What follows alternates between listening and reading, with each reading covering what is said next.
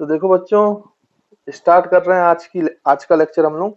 और आज हमने पिछले लेक्चर में इंटीग्रेशन बाय सब्स्टिट्यूशन मेथड किया था, उसी को हम आज कंटिन्यू कर रहे हैं ना। तो हेडिंग हमने डाल रखी है integration by substitution method continued. अब देखो और कैसे सब्स्टिट्यूशन करते हैं। हम लोगों ने लीनियर फंक्शन का कैसे सब्स्टिट्यूशन करना है वो मैंने आपको बताया, और उसका शॉर्ट ट्रिक भी बताया कि आप एक लाइन में कैसे आंसर लिख सकते हो, है ना। अब हम कुछ और प्रकार के सवाल करेंगे जिसमें आपका लीनियर फंक्शन ना हो, है ना। कुछ और फंक्शंस इंक्लूड करेंगे हम यहाँ पे, ठीक। अब देखिए, जैसे एग्जाम्पल से ही शुरू करते हैं और समझते हैं, फिर मैं इसको लिखवा दूंगा आपको, है ना। तो देखिए, जैसे मैं आपको एग्जाम्पल दूं कि हमें एक इंटीग्रल एवेल्यूएट करना है I इज इक्वल्स टू ई की power ln x by x into d x. तो देखिए स्टूडेंट्स, मान लीजिए आपके पास इस टाइप का एक क्वेश्चन है और इसको हमें एवेल्यूएट करना है इंटीग्रेशन को e की power ln x upon x into d x. अब इस टाइप के इंटीग्रेशन को कैसे सॉल्व करेंगे। अब इसमें आपको दिखाई दे रहा है कि कोई ऐसा लीनियर फंक्शन तो है नहीं, e की पावर ln x का फंक्शन है और डिवाइड भी है यहाँ पर x से, है ना। तो हम इसको कैसे सॉल्व करेंगे, तो इसके लिए भी सब्स्टिट्यूशन मेथड लगाएंगे। अब आपको ध्यान देना पड़ेगा कि इसमें सब्स्टिट्यूट करना है, जैसे हमने कल सीखा था कि t मान लेते हैं हम। तो यहाँ पे देखो सॉल्यूशन में हम क्या करेंगे, इसको सॉल्व करने के लिए इसको स्टैंडर्ड फॉर्मूला बनाना पड़ेगा। तो स्टैंडर्ड फॉर्मूला बनाने के लिए हमें एक नया वेरिएबल इंट्रोड्यूस करना पड़ेगा। तो देखो अब मैं यहाँ पर मान लेता हूँ let ln x to be t। मैं ln x को बच्चों क्या मान लेता हूँ, t। ln x को क्या मान लेता हूँ बच्चों, t। तो देखिए स्टूडेंट्स, आपने इसका डिफरेंशिएशन किया तो 1/x dx equals to dt आ जाएगा, है ना। तो आई होप आपको यहाँ से समझ में आ रहा होगा, ठीक। तो यहाँ पे 1/x dx की वैल्यू क्या हो गई बच्चों, dt, और ln x की वैल्यू हो गई t। तो हम ये वैल्यू सब्स्टिट्यूट कर देते हैं ऊपर। तो देखो आप इसको इंटीग्रेशन में क्या लिख सकते हो, ये अपन को इंटीग्रेशन सॉल्व करना था, तो इसको अगर हम सॉल्व करेंगे और वैल्यू सब्स्टिट्यूट करेंगे तो देखो बच्चों ये स्टैंडर्ड फॉर्म में आ जाएगा अपने, है ना। देखो ये जो e की पावर ln x है, जिसको हम ऐसे लिख सकते हैं, e की पावर ln x को एक साइड लिख लो और 1/x इंटू डी एक्स को साथ में लिख लो। अब सब्स्टिट्यूट करो आप, ln x की जगह क्या है बच्चों, t। तो ये इंटीग्रेशन हो जाएगा इंटीग्रल e की पावर t। देखो आप, e की पावर ln x था, ln x को आपने t माना है, सब्स्टिट्यूट कर दिया तो ln x की वैल्यू हो गई t, और 1/x dx, 1/x dx की वैल्यू dt थी। तो देखो ये इंटू dt। तो अब ये देखो बच्चों स्टैंडर्ड फॉर्मेट में चेंज हो गया, हमने इस तरीके से सब्स्टिट्यूशन किया कि अब हमें स्टैंडर्ड रिजल्ट मिल गया। अब इसका फॉर्मूला आता है, यहाँ पे t dt है, तो आपका e की पावर t dt का फॉर्मूला क्या होगा बच्चों, e की पावर t। बड़ा सिंपल सा रिजल्ट है इसका, तो ये हमें पता है। तो इसका इंटीग्रेशन हो गया e की power t plus constant of integration, और t की जगह वापस आप क्या वैल्यू पुट कर दो बच्चों, जो आपने लिया था। तो आपका इंटीग्रेशन का एवोल्यूशन हो गया e की power ln x plus c, t की जगह हमने वैल्यू डाल दी। तो this is the answer to this problem. तो आई होप आपको समझ में आया होगा कि हमने यहाँ पे सब्स्टिट्यूशन कैसे किया, है ना। और एग्जांपल लेते हैं ताकि और आपको चीजें समझ में आए क्लियरली, है ना। जैसे मान लीजिए मैं आपको ये वाला एग्जांपल लेता, एक क्वेश्चन अपन ऐसा ले लेते हैं कि मान लीजिए इंटीग्रेशन करना है और ये है 6x minus 5 divide by 3x square plus 3x square minus 5x plus 1, है ना, प्लस 1 और इंटू dx, ठीक। तो 6x minus 5 divide by 3x square minus 5x plus 1 into dx। इसको एवेल्यूएट करना है ना, ये कोई अपने पास इंटीग्रेशन है, इसको एवेल्यूएट करना है क्या रिजल्ट आएगा। तो अब हम इसको कैसे निकालेंगे, तो फिर से कोई स्टैंडर्ड फॉर्मूला तो है नहीं, तो हमें सब्स्टिट्यूशन का सहारा लेना पड़ेगा। तो सब्स्टिट्यूशन की मेथड से हम इसको सॉल्व करते हैं। तो देखो बच्चों ये जो डिनोमिनेटर में चीज है इसको मैं x मान लेता हूँ, मतलब 3x square minus 5x plus 1, इस पूरी चीज को मैंने क्या मान लिया बच्चों, आपका t, है ना। फिर मैंने आपको बताया कि जल्दी इंटीग्रेशन हमें डिफरेंशिएशन करना है, तो आप ऐसा लिखोगे differentiation this equation with respect to x, है ना। और आप डिफरेंशिएट करोगे तो आप वो स्टेप्स लिख सकते हो, मैं तो डायरेक्ट कर देता हूँ। तो इसका x के रिस्पेक्ट में डिफरेंशिएशन कितना हो जाएगा, 2 बाहर आ जाएगा, तो ये 6x। डिफरेंशिएशन तो अब आप सीख ही चुके हो अच्छे से, -5, और जब x के रेस्पेक्ट में कर लो तो इंटू dx कर लो, और यहाँ पे t का डिफरेंशिएशन dt कर लो। तो ये 6x - 5 dx किसके बराबर आ गया बच्चों? dt के बराबर। अब हम ये वैल्यूज को यहाँ पुट करते हैं, तो आपका जो इंटीग्रेशन था वो क्या था बच्चों? देखो ऊपर 6x - 5 इंटू dx है, नीचे आपका 3x² प्लस प्लस लिख देता हूँ मैं बार बार, माइनस है वो, -5x + 1 है ना, इसका इंटीग्रेशन करना था। तो ये जो नीचे की वैल्यू है ये पूरी बच्चों क्या है? t। तो डिवाइड बाई ये तो t हो गया, और 6x - 5 into dx, 6x - 5 into dx, ये पूरी चीज क्या है बच्चों? dt। तो देखो न्यूमरेटर में 6x - 5 इंटू dx है, ये पूरी चीज को आप dt लिख सकते हो। तो this will become dt upon t, या फिर आप ऐसा बोल सकते हो 1/t dt। अब देखो बच्चों ये स्टैंडर्ड फॉर्म में आ गया, यहाँ भी t है यहाँ भी t है। अब हमें स्टैंडर्ड रिजल्ट पता है इसका, तो हम डायरेक्टली अप्लाई कर देंगे। तो इसका इंटीग्रेशन क्या होगा बच्चों? 1/t dt का ln t होगा। 1/x dx ln x होता है ना बच्चों, तो यहाँ पे ln t plus constant of integration. अब t की जगह वापस से वो वैल्यू पुट कर दो जिसको t माना था, तो आपका जो रिजल्ट है in the form of x वो आ जाएगा। ln t की जगह था बच्चों 3x² - 5x + 1 और प्लस कांस्टेंट ऑफ इंटीग्रेशन। तो this is the answer to this problem. तो आई होप आपको समझ में आया होगा कि हम सब्स्टिट्यूशन मेथड कैसे सॉल्व कर रहे हैं ना। जैसे एक और एग्जांपल लेते हैं तो आपको बात और क्लियरली समझ में आएगी। जैसे मैं आपसे बोलूं कि भाई इस चीज का आप इंटीग्रेशन करें, एग्जांपल के तौर पे जैसे मान लें हमें इसको एवेल्युएट करना है, इंटीग्रेशन ऑफ e की पावर x माइनस e की power -x divide by e की पावर x प्लस e की पावर -x है ना, और इनटू में डिफरेंशिएट मतलब इंटीग्रेशन का वेरिएबल dx है ना। तो बच्चों अब इसको डिफरेंशिएट इंटीग्रेट करना है, तो इसको कैसे इंटीग्रेट करेंगे? फिर से हम सब्स्टिट्यूशन मेथड लगाएंगे, क्योंकि ये कोई स्टैंडर्ड फॉर्मूला तो है नहीं, तो ऑब्वियस सी बात है हमें सब्स्टिट्यूशन मेथड लगाना पड़ेगा। तो यहाँ पे हम सॉल्यूशन करेंगे और t मानना पड़ेगा। तो देखो जो डिनोमिनेटर में चीज है उसको t मान लेते हैं, मतलब e की पावर x प्लस e की पावर -x को आप t मान लो, t। फिर दोनों साइड डिफरेंशिएट करो तो क्या मिलेगा बच्चों? e की पावर x का डिफरेंशिएशन e की पावर x, e की पावर -x का डिफरेंशिएशन तो माइनस e की पावर x है ना, चेन रूल लगा लो आप। e की पावर x होता तो e की पावर x है, और -x का डिफरेंशिएशन -1, तो -1 मल्टीप्लाई करोगे तो प्लस माइनस माइनस हो जाएगा ना, तो बीच में माइनस आया। अब आपको डिफरेंशिएशन तो आता ही है ना, और मल्टीप्लाइड बाई किससे बच्चों? dx, और dt का डिफरेंशिएशन, t का डिफरेंशिएशन dt हमने लिख दिया, ठीक। तो ये देखो बच्चों इस तरीके से हम इसको डिफरेंशिएट करके dx की वैल्यू भी हमारे पास आ गई।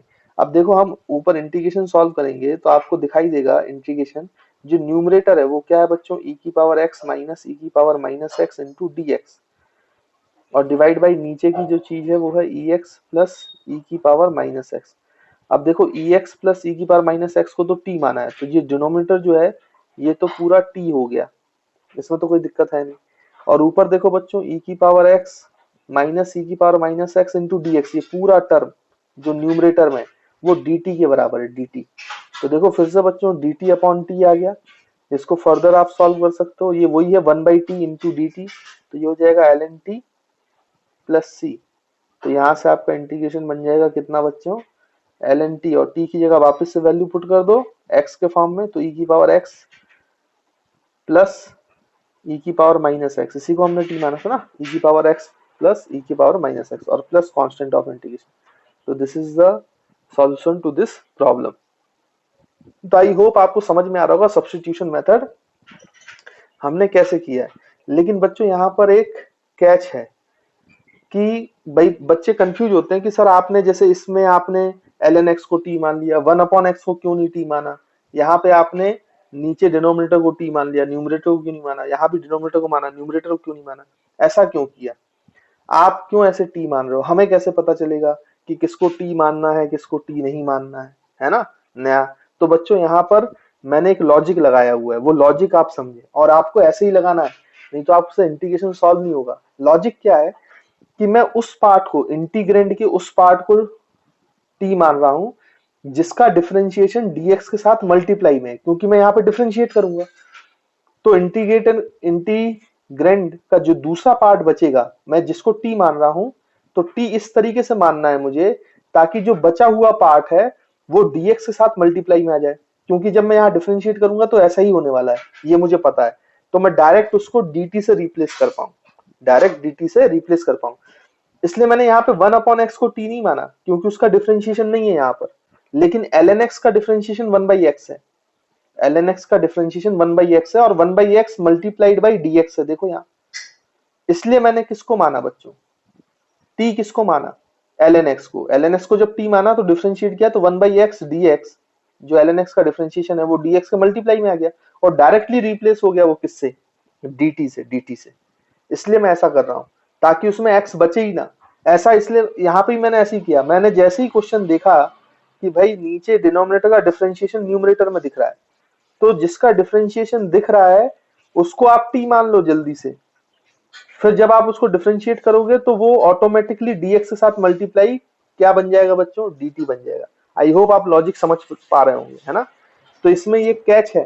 पहला तो मैंने देखो सब्स्टिट्यूशन मेथड जो मैंने आपको पिछले लेक्चर में बताया था, तो जब भी आप इंटीग्रेशन सॉल्व करें और स्टैंडर्ड फॉर्मूला ना मिले तो सबसे पहले आपको चेक करना चाहिए कि वो लीनियर फंक्शन है कि नहीं। अगर लीनियर फंक्शन है तो कोई दिक्कत नहीं है, डायरेक्टली सॉल्व कर लो, जैसे मैंने आपको पिछले लेक्चर में रूल बताया था उससे।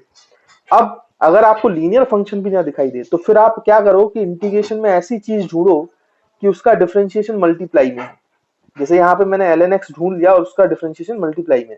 अब बच्चों आपको कैसे पता चलेगा, तो आप जब अच्छी प्रैक्टिस कर लोगे, डिफरेंशिएशन आपकी उंगलियों में होगा, तो आप तुरंत पहचान जाओगे कि किसका डिफरेंशिएशन इंटीग्रेंड के पार्ट में कहाँ पे लिखा हुआ है। वैसे यह जब मैंने नीचे वाले पार्ट को देखा तो इसका इंटीग्रेशन dx के साथ मल्टीप्लाई में था, इसलिए मैंने डिनोमिनेटर को क्या मान लिया, t मान लिया, ताकि जब डिफरेंशिएशन करूं तो dx के साथ मल्टीपल में आ जाए वो। वैसे यहाँ पे मैंने डिनोमिनेटर, इसलिए मैंने यहाँ पे न्यूमरेटर को नहीं माना t, ना ही यहाँ पे न्यूमरेटर को माना t, और ना ही यहाँ पे 1/x को t माना, नहीं तो ये सॉल्वेबल ही नहीं होगा, फिर इंटीग्रेशन सॉल्व ही नहीं होगा आपसे, है ना। तो आई होप आप लॉजिक समझ पा रहे होंगे। लॉजिक क्या है कि इंटीग्रेंड में ऐसे फंक्शन को t मानना है जिसका डिफरेंशिएशन जो रिमेनिंग पार्ट है इंटीग्रेंड का वो dx के साथ मल्टीपल में हो, क्योंकि जब हम उसको डिफरेंशिएट करें तो वो सारी चीज dt से रिप्लेस हो जाए, तो यहाँ पे x का टर्म रहे ही ना और हमारा डायरेक्ट फॉर्मूला बन जाए जिससे हम इंटीग्रेशन कर पाए, है ना। तो आई होप आपको ये बात क्लियर है जो मैंने आपको बताई है, और आपके सामने ये सारे एग्जाम्पल्स हैं जो इस बात को बताता है, ठीक। तो ये जो मैंने बोला इस पूरे चीज को मैं यहाँ पर नोट करके लिख देता हूं, ये आप अपनी कॉपी में लिख लीजिए, है ना। तो मैंने क्या बोला देखिए, when इंटीग्रेंड, when इंटीग्रेंड, है ना। इंटीग्रेंड क्या होता है बच्चों, जिसका इंटीग्रेशन करना है ना, integrand. when integrand is not in direct form, is not in direct form, is not in direct form, then for substitution, then for substitution we choose that part, we choose that part of integrand, we choose that part of integrand such that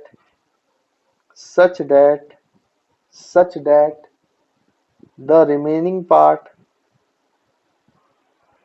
such that the remaining part, such that the remaining part of integrand, such that the remaining part of integrand will be consumed, will be consumed by the, will be consumed by the differentiation, differentiation, consumed by the differentiation of the substituted part, of the substituted part.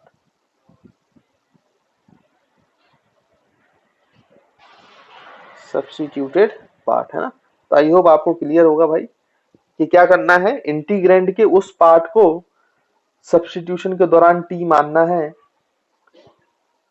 जिसका remaining part जो है integrand में वो dx के साथ multiple में हो या सब्स्टिट्यूटेड पार्ट का डिफरेंशिएशन हो।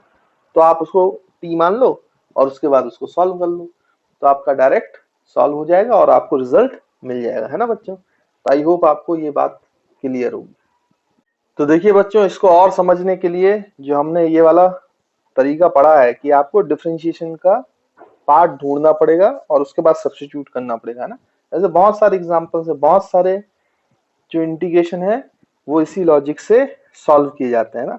जैसे और एग्जांपल अगर मैं लूं तो आपसे ऐसा पूछा गया बच्चों, देखिए कि आपको एवेलुएट करना है integral of sec square x upon 10x into d x. तो बहुत आसान है, आपको दिखाई दे रहा है 10x का डिफरेंशिएशन sec स्क्वायर एक्स होता है। ये तो आपको पता ही ना भाई, 10x का डिफरेंशिएशन क्या होता है बच्चों, sec स्क्वायर एक्स। तो यहाँ पे उसको सॉल्व कर दो आप, यहाँ पर आप 10x को क्या मान लो बच्चों, t मान लो। तो आप डिफरेंशिएट करोगे तो 10x का differentiation sec square x into d x is equal to t dt हो जाएगा। तो देखो ये ऊपर न्यूमरेटर में जो है वो dt से रिप्लेस हो गया, डिनोमिनेटर t से रिप्लेस हो गया, तो इंटीग्रेशन आएगा ये 1/t इंटू dt। अब मैं डायरेक्ट कर रहा हूँ क्योंकि आपको समझ में आती है बात, इज इक्वल्स टू, तो ये हो जाएगा ln t प्लस c। देखो कितना अच्छे आसानी से आंसर आ गया। अब t की जगह वापस पुट कर दो, आपने t को 10x माना था और ये plus constant of integration c, तो ये इसका क्या हो गया बच्चों, आंसर हो गया, है ना। ऐसे बहुत सारे क्वेश्चंस बनाए जा सकते हैं।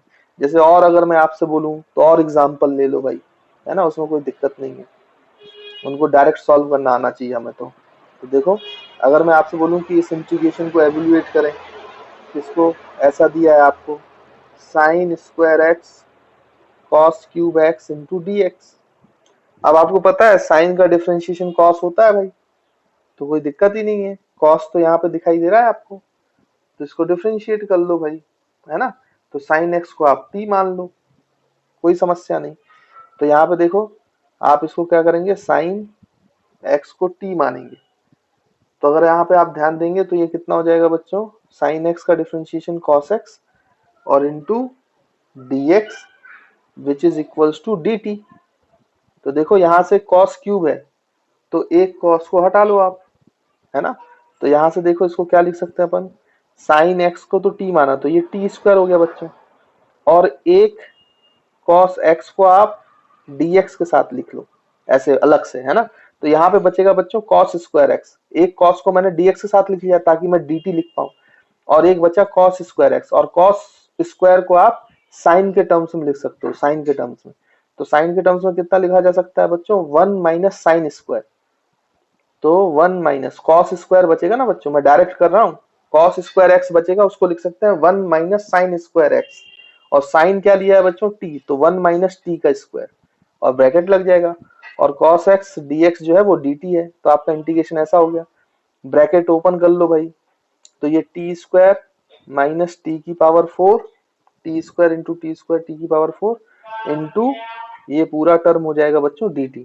अब आपको सॉल्व करना है, तो सॉल्व करना तो आपको आता ही है, ये हो जाएगा T cube by 3 minus T की पावर 5/5 और plus constant of integration c, है ना बच्चों। वापस से t की वैल्यू पुट कर दो आप, तो t की वैल्यू अगर आप पुट करेंगे तो ये आ जाएगा कितना, देख लो आप लोग, t था बच्चों क्या, साइन x, तो ये हो जाएगा साइन क्यूब x,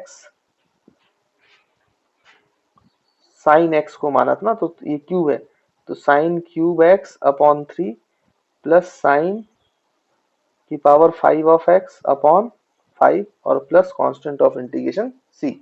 तो इस तरीके से आप लोग आंसर निकाल सकते हैं ना बच्चों। तो हमेशा याद रखिएगा, सबसे पहले आपको इंटीग्रेशन आए तो स्टैंडर्ड फॉर्मूले अगर दिए हैं तो परेशानी नहीं, आप डायरेक्ट इंटीग्रेशन कर लोगे, है ना। लेकिन अगर स्टैंडर्ड फॉर्मूला नहीं दिया है तो पहले ये चेक करो क्या उसमें लीनियर फंक्शन वाला पार्ट है, लीनियर वाला रूल लग रहा है क्या, जो हमने इससे पहले सीखा है पिछली लेक्चर में। अगर नहीं लग रहा है तो फिर आप ये ढूंढो कि कोई पार्ट ऐसा है जिसका डिफरेंशिएशन dx के मल्टीपल में दिख रहा है, उसको t मानो, है ना। तो ये आपको हिट एंड ट्रायल करना पड़ता है। इंटीग्रेशन के सवाल इसलिए थोड़े से आपको डिफरेंशिएशन से इसलिए थोड़ा सा टफ माना जाता है इंटीग्रेशन, उसका कारण ये है कि इंटीग्रेशन में कोई ऐसा फिक्स्ड रूल नहीं है। मैं तो आपको फिर भी एक सीक्वेंस में बता रहा हूँ, लेकिन ऐसा कोई फिक्स्ड रूल नहीं है भाई। कभी भी कोई भी टाइप का इंटीग्रेशन आ जाएगा तो उसमें आपको देखना पड़ेगा कि उसमें क्या लॉजिक लग रहा है, तब आपका सॉल्व हो पाता है ना। तो मैं आपको एक सीक्वेंस में बता रहा हूँ ताकि आप इस अप्रोच को अपना पाए, आप देख पाए कि मुझे करना क्या चाहिए। जब भी इंटीग्रेशन आए तो सबसे पहले तो आपको ये सोचना चाहिए कि स्टैंडर्ड फॉर्मूला है तो बन जाए, स्टैंडर्ड फॉर्मूला नहीं है तो आप ये चेक कर लो लीनियर फंक्शन है कि नहीं, और लीनियर फंक्शन नहीं है तो फिर ये चेक करो कि आपको डिफरेंशिएशन दिख रहा है कि नहीं दिख रहा है ना। और बाकी एक दो केस में और बता दूंगा, उसमें कैसे करते हैं वो भी आप समझ जाएंगे, है ना। तो चलिए फिर हम आगे बढ़ते हैं और इनको आगे सॉल्व करते हैं, ठीक है बच्चों। तो एक आधा क्वेश्चन और कर लेते हैं इससे रिलेटेड ताकि आपको थोड़ा सा अच्छा लगे। तो चलिए बच्चों अब हम नेक्स्ट पेज पे आते हैं, ठीक।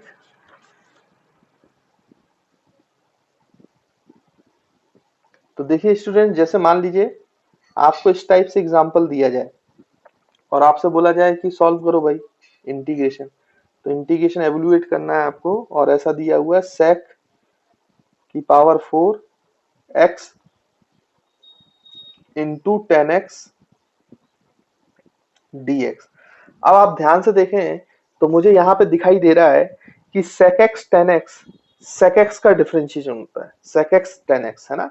तो मैं किसको मान लेना चाहिए मुझे, sec की पावर 4 भी है तो उसको मुझे t मान लेना चाहिए। तो t की पावर 4 आ जाएगी, t की पावर 3 आ जाएगी, और एक sec x में 10x के साथ यूज कर लूंगा ताकि डिफरेंशिएशन में यूज हो जाए, है ना बच्चों।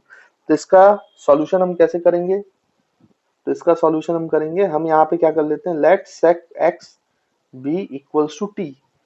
तो sec x अगर t हो गया तो sec x का डिफरेंशिएशन होता है बच्चों sec x 10x, है ना। जो यहाँ पे dx के साथ मल्टीपल में है, एक sec x और 10x का मल्टीप्लाई है यहाँ पर, इंटू dx और इज इक्वल्स टू dt, है ना बच्चों। तो इस तरीके से हम लिख लेंगे इसको। उसके बाद फिर क्या करना है आपको, वैल्यू पुट कर दो भाई। तो ये हो जाएगा कितना, ये sec क्यूब x एक साथ लिख लो, और एक sec x 10x और मल्टीप्लाइड बाई dx इसको अलग लिख लो। तो ये पूरी चीज रिप्लेस हो जाएगी dt से और sec x हो जाएगा t से। तो ये आपका आ जाएगा इंटीग्रेशन t की पावर क्यूब इंटू dt। अब कोई दिक्कत है ही नहीं, इसका इंटीग्रेशन आपको पता है t की पावर 4/4 प्लस c। तो वापस से t की वैल्यू पुट कर दो, तो इंटीग्रेशन का फाइनल आंसर क्या आ जाएगा बच्चों, sec की power 4 x/4 plus constant of integration c। तो इस तरीके से आंसर देखो।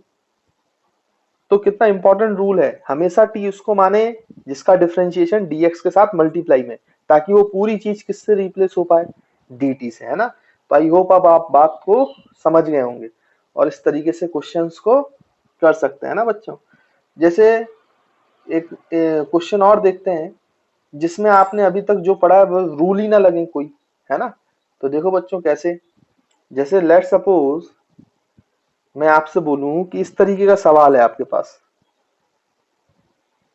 यहां पे ले लेता हूं एग्जाम्पल के तौर पर। जैसे मान लीजिए आपको बोला गया कि इंटीग्रल एवल्यूएट करना है, और ये जो इंटीग्रल को एवल्यूएट करना है ये मान लीजिए इस प्रकार का है कि integration of x upon x plus 2 into dx। अब इस तरीके का है। अब आप ध्यान से देखो तो ये स्टैंडर्ड फॉर्मूला भी नहीं है, सीक्वेंस से चलते हैं। सबसे पहले हमने ध्यान दिया, हमने देखा कि स्टैंडर्ड फॉर्मूला है कि नहीं है, तो नहीं है। तो पहला तो गया, मतलब ये इंटीग्रेशन सिंपल नहीं होगा। फिर दूसरा, क्या इसमें लीनियर फंक्शन है, लेकिन इसमें ऊपर नीचे दोनों साइड डिवीजन है, तो हम डायरेक्ट लीनियर फंक्शन वाला फॉर्मूला भी नहीं लगा सकते। इसमें लीनियर फंक्शन तो है बट ऊपर नीचे दोनों तरफ है, तो कोई एक ऐसा फॉर्मूला नहीं बन रहा है जिसमें हम लीनियर फंक्शन वाला रूल जो है वो अप्लाई कर पाए, तो ये उससे भी नहीं होगा। तो वो सेकंड जो हमने अप्रोच लगाई थी वो भी फेल हो गई। फिर तीसरी अप्रोच हमने क्या सीखी है इंटीग्रेशन को सॉल्व करने की, कि हमें ऐसा पार्ट ढूंढना चाहिए इंटीग्रैंड में कि ताकि उसका डिफरेंशिएशन dx के मल्टीपल में हो जाए। तो अगर मैं यहाँ पे x को t मानूं तो इसका डिफरेंशिएशन तो 1 होता है बच्चों, तो सॉल्व नहीं होगा। फिर x प्लस 2 को क्या करोगे आप, है ना, फिर से वही आ जाएगा। अगर x को t मानोगे तो t अपॉन t प्लस 2, तो वहीं वापस आ जाएंगे हम। और अगर मैं x प्लस 2 को t मानता हूं तो इससे भी काम नहीं बनेगा, है ना। फिर यहाँ पर t का ही रिलेशन बन जाएगा, क्योंकि फिर x को आप लिखोगे t माइनस टू, तो t minus two upon T है ना। तो ये सब्स्टिट्यूट भी नहीं हो रहा है, ऐसा कोई डायरेक्ट एक सिंगल वेरिएबल में कंप्लीट नहीं हो रहा है, फिर से वो न्यूमरेटर और डिनोमिनेटर में वही वेरिएबल्स आ जाएंगे। तो बड़ी दिक्कत हो गई, इसमें कोई रूल नहीं लग पा रहा जो अभी तक हमने सीखा। ना हम डिफरेंशिएशन वाला पार्ट ढूंढ पा रहे हैं, ना हम लीनियर फंक्शन वाला रूल लगा पा रहे हैं, ना ही ये स्टैंडर्ड फॉर्मूला है। तो आप इसको कैसे करोगे? तो बच्चों वही मैंने आपको बताया कि इंटीग्रेशन में कोई फिक्स रूल नहीं होता है। अगर आपका इस समय दिमाग चल जाएगा तो आपको इसका सॉल्यूशन बन जाएगा, और अगर आपका दिमाग काम नहीं करेगा तो इसका सॉल्यूशन मिलना बड़ा ही मुश्किल है। इतनी आसानी से आप सॉल्यूशन निकाल नहीं पाओगे। देखो एक्चुअल में इस टाइप के इंटीग्रेशन को ऐसे सॉल्व किया जाता है, मैं आपको बता देता हूँ। करना क्या है कि इसको सेपरेट कर पाओ अगर आप, तो बहुत अच्छा है। तो हम क्या करेंगे कि देखो x प्लस टू है ना, तो हम न्यूमरेटर में x प्लस टू ले आते हैं ताकि हम उसको सेपरेट करके लिख पाए।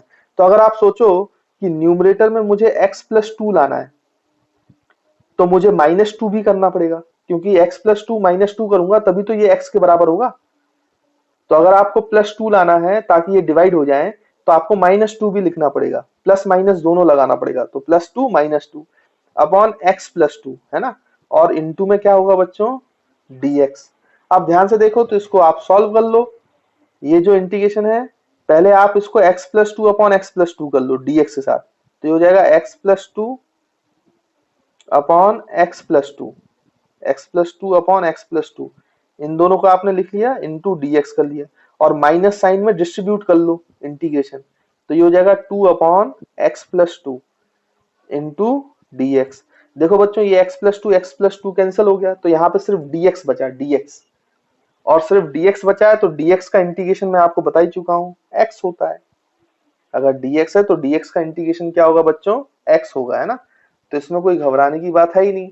उसके बाद आप ध्यान से देखो तो यहाँ से माइनस टू कॉमन, टू तो कांस्टेंट है ना बच्चों, तो माइनस टू कॉमन आ जाएगा। फिर इसको आप लिख सकते हो one by x plus two into dx। अब देखो बच्चों ये वन बाई एक्स टाइप का बन गया, और x में यहाँ पे ax प्लस बी टाइप है, लीनियर फंक्शन। तो आप लीनियर फंक्शन वाला रूल लगा सकते हो अब इस केस में, तो वो लगा लेते हैं अपन डायरेक्टली। तो ये क्या हो जाएगा, integration is equal to x minus two, ये वन बाई एक्स होता तो बच्चों क्या होता है ln x, लेकिन x की जगह क्या है बच्चों x प्लस टू, तो ln x प्लस टू। और जो आपका x का कोफिशियंट है जो a है वो 1 है, तो डिवाइड बाई 1, तो उससे अंतर पड़ेगा नहीं, तो यही आपका आंसर रहेगा, है ना। डिवाइड बाई 1 करने की जरूरत है नहीं, तो ln x plus two plus some constant c। तो देखो इंटीग्रेशन सॉल्व हो गया। तो कुल मिला के इंटीग्रेशन के जो सवाल हैं ये पजल टाइप के होते हैं, पहली होती है ना। अगर आपका उस समय दिमाग चल गया कि हाँ यार ये कर लेते हैं तो ये आंसर आ जाएगा, तो आप कर पाओगे सवाल को। और अगर आपका दिमाग नहीं चला उस समय, तो फिर ये सवाल होगा नहीं, है ना। इसलिए इंटीग्रेशन डिफरेंशिएशन से टफ माना जाता है, थोड़ा सा टफ है भी। और आपको फिजिक्स में भी जब सवाल आएंगे, क्वेश्चंस आएंगे, तो फिजिक्स का सवाल तभी कठिन माना जाएगा जब वहां पर इंटीग्रेशन अप्लाई होता है ना बच्चों। तो ये बात आपको थोड़ा सा समझने की जरूरत है, क्योंकि इंटीग्रेशन को सॉल्व करते समय कोई फिक्स्ड रूल्स नहीं होते हैं, वो तो क्वेश्चन टू क्वेश्चन उसके रूल बदलते जाते हैं, और कोई सेट रूल्स भी नहीं है कि ये लगाना है ये लगाना है। आपके माइंड में उस समय जो आए उसको यूज करना पड़ेगा, तभी वो सॉल्व हो पाएगा। और अगर आपने सही चीज, आपके माइंड में अगर सही चीज क्लिक नहीं हुई तो वो इंटीग्रेशन सॉल्व नहीं हो पाता है ना बच्चों। तो आई होप आपको समझ में आ रही होगी कि इंटीग्रेशन के साथ क्या कॉम्प्लेक्सिटी है। तो देखिए बच्चों कुछ और एग्जांपल्स करते हैं, तो आपको और अच्छे से समझ में आएगी, क्लियर होंगी बातें। देखें जैसे मैं आपसे बोलूं कि भाई आपको ऐसा इंटीग्रेशन दिया गया, इस एग्जांपल के तौर पर हम मान लेते हैं कि integration is equals to cos square x into d x. ठीक बच्चों, अब ये है ना कॉस स्क्वायर एक्स का आप डिफरेंशिएशन इंटीग्रेशन नहीं जानते हो, ये कोई स्टैंडर्ड फॉर्मूला भी नहीं है। अब आपने जो जो अभी सीखा है वो सब यहाँ पे फेल हो जाता है।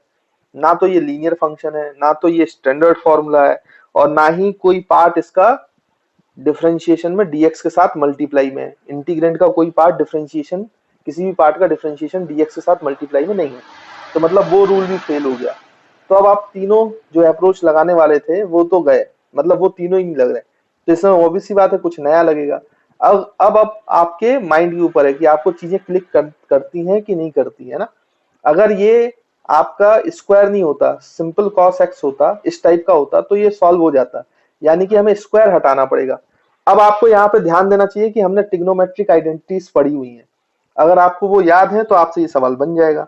भाई वहां पर हमने पढ़ा था कि जो आपका, यहाँ पे मैं सॉल्यूशन लिख लेता हूँ, हमने पढ़ा था, क्या पढ़ा था बच्चों, कि वहां पे जब आप cos 2x लिखते थे तो उसका फॉर्मूला होता था 2 cos square x half angle formula, अगर आपको याद है। cos 2x का फॉर्मूला होता था cos 2x का 2 cos स्क्वायर x माइनस 1।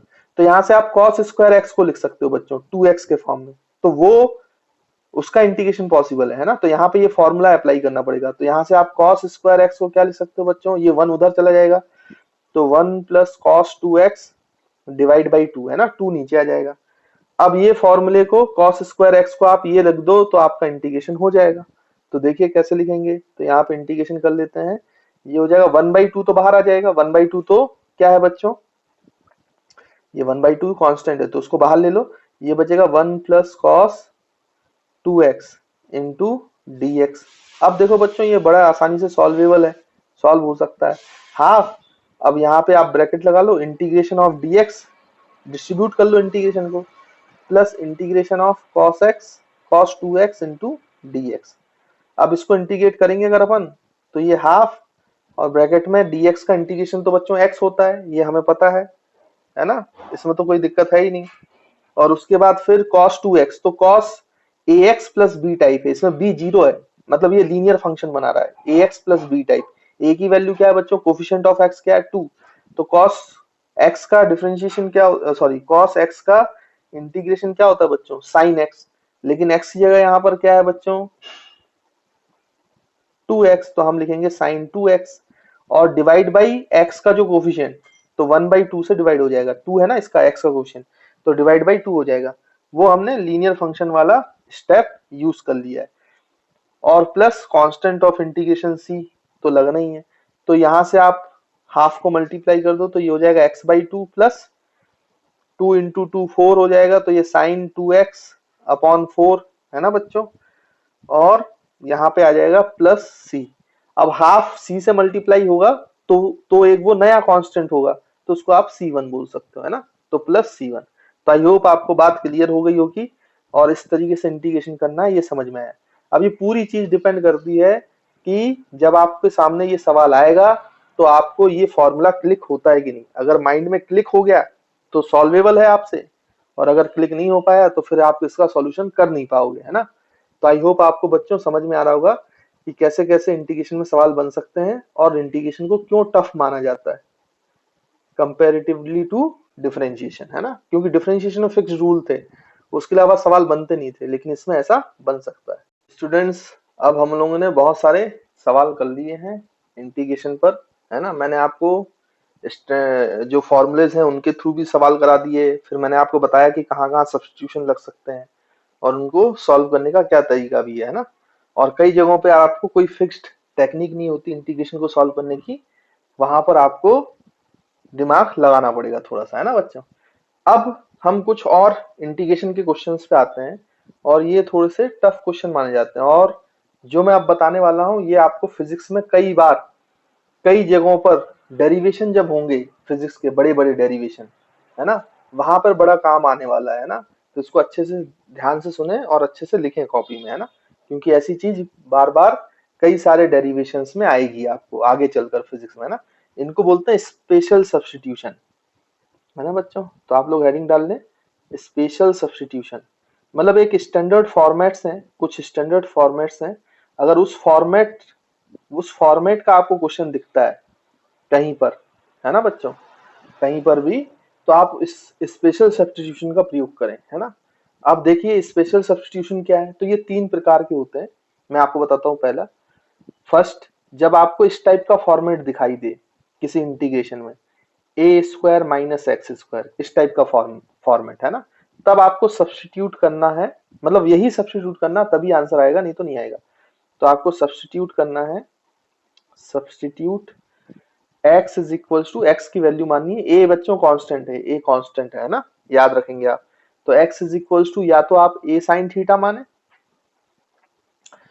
या फिर आप और x is equals to a cos theta मान सकते हैं ना। Maximum time a sine theta मानने से ही काम बन जाता है ना, तो ए साइन थीटा ही माना जाता है। मैं तो आपको सारी चीजें बता रहा हूँ। अब देखिए सेकंड टाइप का जो स्पेशल सब्स्टिट्यूशन है वो इस टाइप का फॉर्मेट हो, ए स्क्वायर प्लस एक्स स्क्वायर, या फिर वो ऐसे भी दिख सकता है आपको एक्स स्क्वायर प्लस ए स्क्वायर, मतलब कांस्टेंट का स्क्वायर और एक्स स्क्वायर जो आपका वेरिएबल है उनके बीच में प्लस साइन होना चाहिए ना। अगर इस टाइप का फॉर्मेट दिखाई दे तो इसमें स्पेशल सब्स्टिट्यूशन जो किया जाता है, सब्स्टिट्यूट आप ऐसे कर सकते हो, x इज इक्वल्स टू या तो ए टेन थीटा ही किया जाता है मैक्सिमम केसेस में, या फिर x is equals to a cot theta, है ना।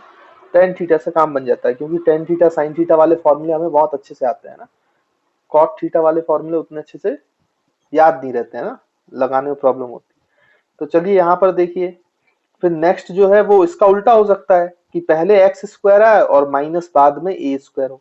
अगर पहले ए स्क्वायर है बाद में माइनस एक्स स्क्वायर है तो ए साइन थीटा लो। लेकिन अगर ऐसा है तो फिर इसका जो स्पेशल सब्स्टिट्यूशन है, इस केस में जो आपको सब्स्टिट्यूट करना चाहिए वो आपको करना चाहिए एक्स इज इक्वल्स टू या तो सेक थीटा और एक्स इज इक्वल्स टू या तो ए, सॉरी ए लिखना भूल गया मैं, ए कोसेक थीटा, है ना बच्चों। तो ये आप लोग याद रखेंगे, ये स्पेशल टाइप के सब्स्टिट्यूशन है ना, ये कई बार यूज होते हैं। ठीक है बच्चों, ये मेरे ख्याल से क्लियरली नहीं दिखाई दे रहा तो मैं इसको यहाँ लिख देता हूँ, x is equals to a cos cosec theta. ठीक, तो इस तरीके से आप लोग यूज करना है स्पेशल सब्स्टिट्यूशन, है ना। अब ये कैसे यूज होते हैं, कैसे सवाल आते हैं इन पर, तो हम एक आध दो सवाल करते हैं, उससे हम समझते हैं कि ऐसा स्पेशल सब्स्टिट्यूशन क्यों करना होता है, तभी वो सॉल्व हो पाएगा, नहीं तो सॉल्व नहीं हो पाएगा ना। तो इसको बोलते हैं स्पेशल सब्स्टिट्यूशन। तो कभी भी आपको इंटीग्रेशन में ऐसे टर्म्स दिखाई दे तो जो मैंने आपको बताया है कि क्या सब्स्टिट्यूट करना है उन्हीं को आप सब्स्टिट्यूट करें, है ना, बाकी चीजों को सब्स्टिट्यूट ना करें। ठीक, तो चलिए देखते हैं यहाँ पर कैसे ये क्वेश्चंस पूछे जा सकते हैं, कैसे आते हैं। तो यहाँ पे देखो, मैं अगर एक क्वेश्चन लूं आपको यहाँ पे एग्जाम्पल के तौर पर, तो आपको इस टाइप का क्वेश्चन आ गया मान लीजिए, या डेरिवेशन में इस टाइप की फॉर्मेट आ गई कि आपसे बोला गया कि integration 2 upon 2 plus x square into d x. अब ये आ गया, आपको बोला गया कि इंटीग्रेशन करो।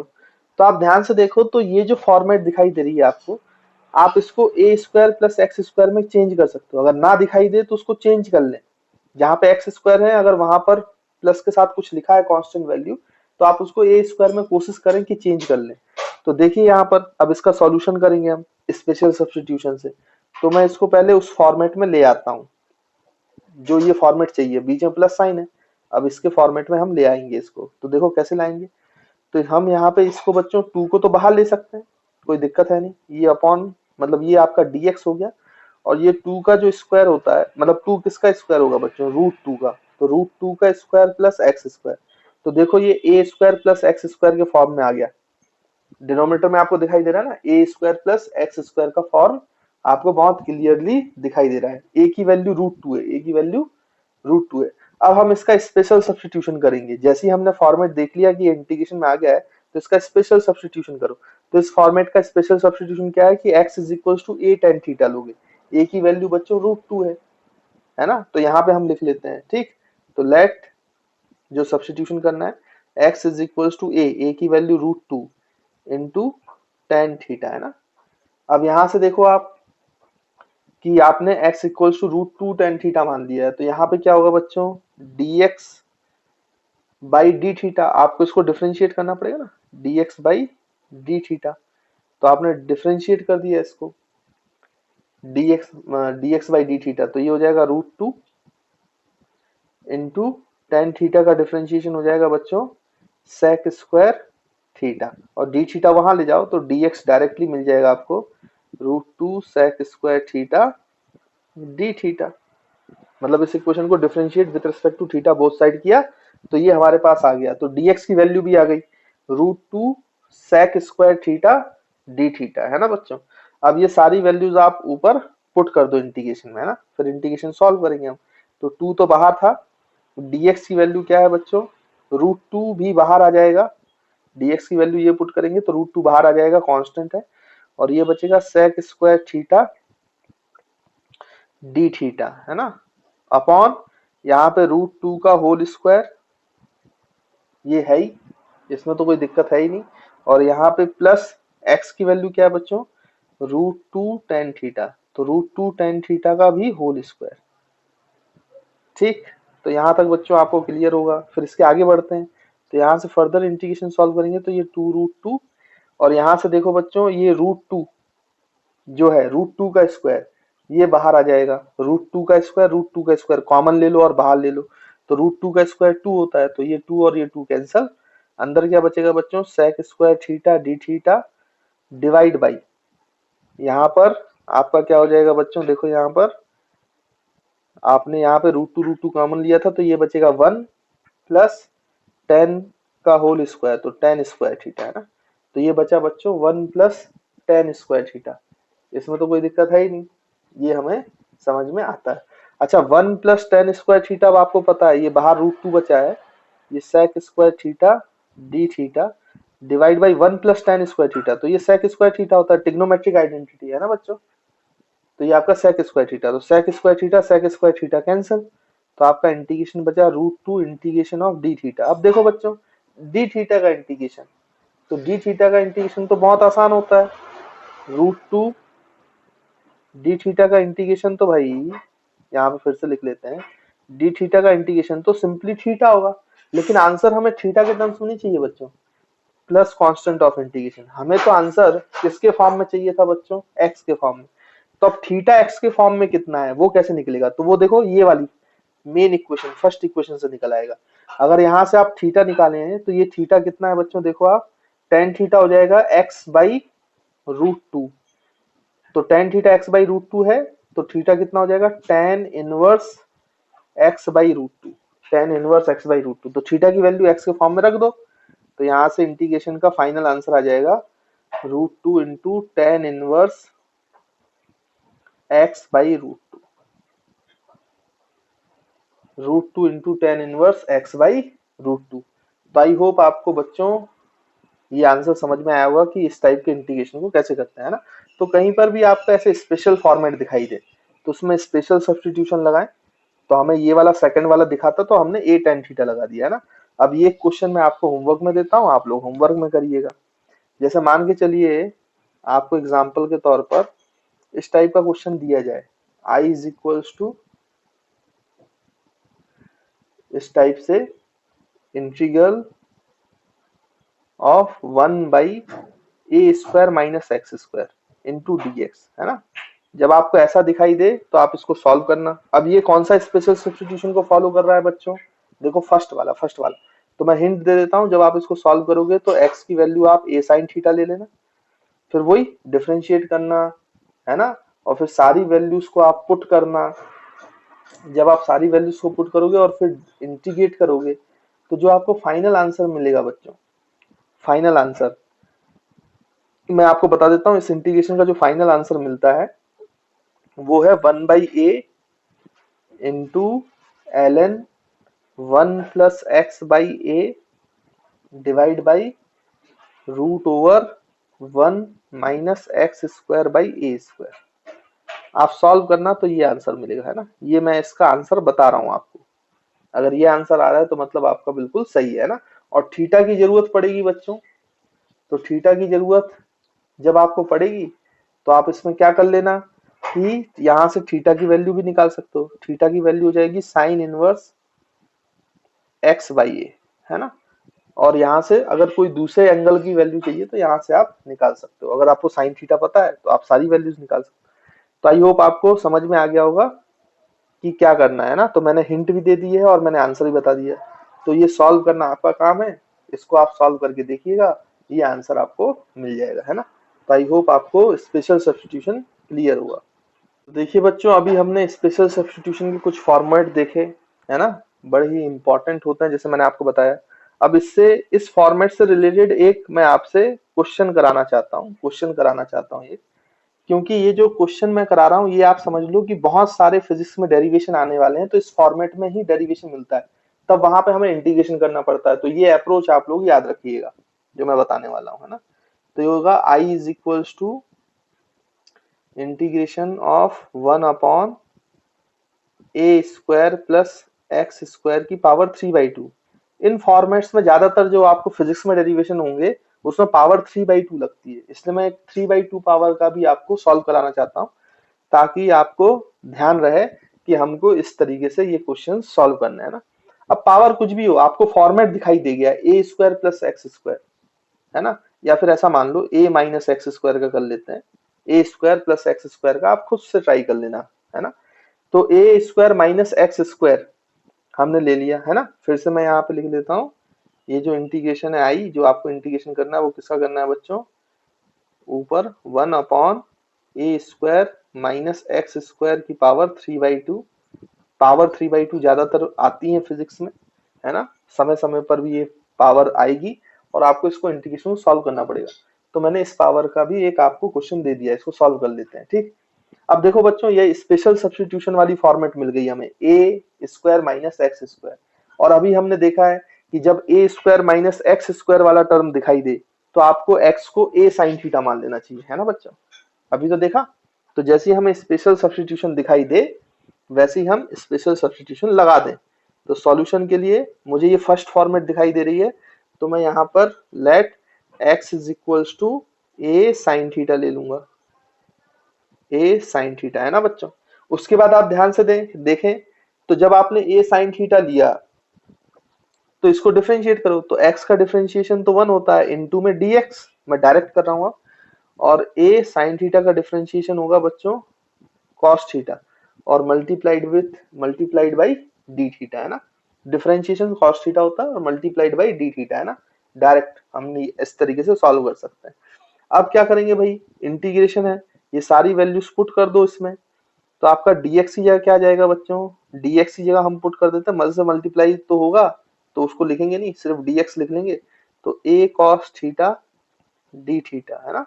ये हमने dx की वैल्यू लिख ली अपॉन, यहाँ पे देखो बच्चों कितना होगा, ए स्क्वायर तो है ही, फिर माइनस एक्स स्क्वायर, और x की वैल्यू कितनी है बच्चों, देखो ए साइन थीटा, तो हो जाएगा ए स्क्वायर साइन स्क्वायर थीटा, है ना, उसका स्क्वायर करेंगे, और इस पूरे की पावर 3/2 जो कि है यहाँ पर 3/2 पावर थी ना, तो हमने 3/2 लिख दी।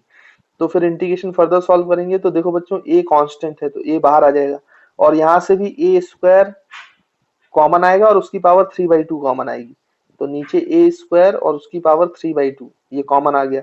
अब क्या बचा बच्चों, न्यूमरेटर में बचा cos थीटा डी थीटा, है ना, और डिवाइड बाई नीचे क्या बचेगा बच्चों, देखो आप यहाँ से ए स्क्वायर तो कॉमन आ गया, तो ये 1 माइनस साइन स्क्वायर थीटा, है ना, ए स्क्वायर तो कॉमन आ गया था, उसकी पावर भी कॉमन ले ली हमने, तो ये बचा साइन स्क्वायर थीटा की होल पावर 3/2। अब देखो इसको फर्दर सॉल्व करेंगे, तो ये आई इज इक्वल टू आ जाएगा ये ए अपॉन ए स्क्वायर, और ये 2 कैंसिल, तो ये बचेगा ए क्यूब, है ना बच्चों। और यहाँ पे इंटीग्रेशन में ये हो जाएगा cos theta d theta divide by cos theta d theta divide by, ये देखो 1 माइनस साइन स्क्वायर थीटा बच्चों cos स्क्वायर थीटा होता है, ये भी आपको पता है, और इसकी होल पावर 3/2, तो 2 और 2 कैंसिल हो जाएगा। तो यहाँ से देखो बच्चों क्या बचेगा, a और a कैंसिल, तो ये बचेगा ए स्क्वायर, तो 1/a स्क्वायर, और यहाँ पे हम लिख सकते हैं इंटीग्रेशन cos t, है ना। तो यहाँ पे इंटीग्रेशन क्या कर लेते हैं बच्चों, cos theta d theta divide by ये स्क्वायर स्क्वायर कैंसिल हो गया, तो ये cos क्यूब थीटा, ठीक, तो ये cos थीटा और ये cos थीटा ये बन गया। तो यहाँ से आप देखो ये कितना आ जाएगा, 1/a square integration D theta by cos square theta. और बच्चों 1/cos थीटा कितना होता है, ये भी आपको पता है, 1/cos थीटा कितना होता है, तो इंटीग्रेशन हम करेंगे 1/cos थीटा sec थीटा होता है, तो 1/cos square theta sec square theta हो जाएगा, तो 1/a स्क्वायर, है ना, और ये हो जाएगा sec स्क्वायर थीटा, है ना, cos का reciprocal sec square theta into D theta. अब ये स्टैंडर्ड फॉर्मूला है बच्चों, ये तो हम जानते हैं ना, यहाँ पे थीटा थीटा और sec स्क्वायर थीटा का डिफरेंशिएशन क्या होगा, tan थीटा, तो हम यहाँ पे इंटीग्रेशन लिख सकते हैं 1/a स्क्वायर, और इसका इंटीग्रेशन हो जाएगा tan theta plus constant of integration c। लेकिन यहाँ पे काम खत्म नहीं हुआ बच्चों, अभी तो थीटा को हमें किसके टर्म्स में लिखना है, x के टर्म्स में, लेकिन यहाँ पे प्रॉब्लम ये है कि यहाँ पे जो आपका tan थीटा है, यहाँ पे हमें sin थीटा की वैल्यू तो पता है बट tan थीटा की वैल्यू नहीं पता है। अगर आप यहाँ से देखें तो साइन थीटा की वैल्यू कितनी है बच्चों, ये हमें पता है, साइन थीटा की वैल्यू है एक्स के टर्म्स में एक्स बाई ए। तो अगर मुझे साइन थीटा का रेशियो पता है, मुझे कोई भी एक ट्रिग्नोमेट्रिक रेशियो पता है, टी रेशियो पता है, तो मैं बाकी के टी रेशियोस निकाल सकता हूँ बड़ी आसानी से। मैंने आपको कई बार बोला है कि ऐसे ट्राइंगल बना लिया करो, है ना, और मैंने वहां भी समझाया था आपको जब मैंने आपको ट्रिग्नोमेट्री बताई थी। तो यहाँ पे यूज कर लें, इसको थीटा मान लें, तो साइन थीटा क्या होता है, परपेंडिकुलर अपॉन बेस, तो perpendicular A, sorry perpendicular upon hypotenuse, और हाइपोटेनिस हो जाएगा आपका कितना बच्चों, ए। तो आप बेस लिख सकते हो बहुत आसानी से अगर आपके पास हाइपोटेनिस और परपेंडिकुलर है। तो ये क्या हो जाएगा बच्चों, बेस ए स्क्वायर हाइपोटेनिस का स्क्वायर माइनस परपेंडिकुलर का स्क्वायर, तो root over a square minus x square. अब क्या टेन थीटा निकालना है, तो टेन थीटा तो बड़ा आसान है भाई, टेन थीटा की वैल्यू होती है परपेंडिकुलर अपॉन बेस, है ना। तो हम यहाँ पे पुट कर देंगे, अप्लाई कर देंगे और इसका आंसर लिख देंगे। तो जो हमारा फाइनल आंसर है एक्स के टर्म्स में वो आ जाएगा 1/a² इंटू टेन थीटा। तो टेन थीटा की जगह क्या लिखेंगे बच्चों, परपेंडिकुलर अपॉन बेस, तो परपेंडिकुलर है एक्स अपॉन बेस, बेस है root over a square minus x square, ठीक। और यहाँ पर ब्रैकेट क्लोज और कांस्टेंट ऑफ इंटीग्रेशन सी। तो this is the answer to this problem. और कई बार बच्चे इतना सॉल्व ना करते हुए इसको डायरेक्ट रट भी लेते हैं, डायरेक्ट फॉर्मूला ही रट लेते हैं कि 1/a² माइनस एक्स स्क्वायर की पावर 3/2 का फॉर्मूला होता है कितना बच्चों, 1/a² ब्रैकेट में x upon root over a² minus x square plus c. लेकिन रटने की जरूरत नहीं है, अगर आपको समझ में आता है तो सिर्फ कैलकुलेशन बड़ी है, बाकी कॉन्सेप्चुअली बड़ा सिंपल है ना, आपको अच्छे से करना आना चाहिए। तो अब आप समझ गए होंगे कि स्पेशल सब्स्टिट्यूशन का कैसे यूज किया जाता है और कितना ज्यादा इंपॉर्टेंट है स्पेशल सब्स्टिट्यूशन, है ना। तो इसको बच्चों आप लिख लेंगे और इसको अच्छे से सॉल्व करेंगे। अब घर में आपको होमवर्क है, आप इस माइनस की जगह प्लस लेके सॉल्व करना है इसको, है ना, ये आपको होमवर्क है, बीच में प्लस लगा लेना, फिर ए को आप एक्स को ए टेन थीटा मान लेना और फिर सॉल्व करना, आप देखना आपसे सॉल्व हो जाएगा, है ना बच्चों। तो आई थिंक स्पेशल सब्स्टिट्यूशन भी आपको क्लियर हो गया होगा, और जो substitution bye integration by substitution का पार्ट रह गया था जो पिछले लेक्चर में हम कंप्लीट नहीं कर पाए थे, डिफरेंशिएशन वाला पार्ट, वो भी आपको समझ में आ गया होगा, है ना बच्चों। और इंटीग्रेशन के कई सारे मैंने डिफरेंट डिफरेंट आपको क्वेश्चंस करा दिए जो कि अलग अलग जगहों पे यूज होता है ना। तो आपको इंटीग्रेशन से रिलेटेड ये चीजें समझ में आई होगी। तो यहाँ पे हम इनडेफिनेट इंटीग्रेशन अब खत्म करेंगे और नेक्स्ट लेक्चर में हम डेफिनेट इंटीग्रेशन के बारे में पढ़ेंगे, ठीक है बच्चों। तो मिलते हैं नेक्स्ट लेक्चर में।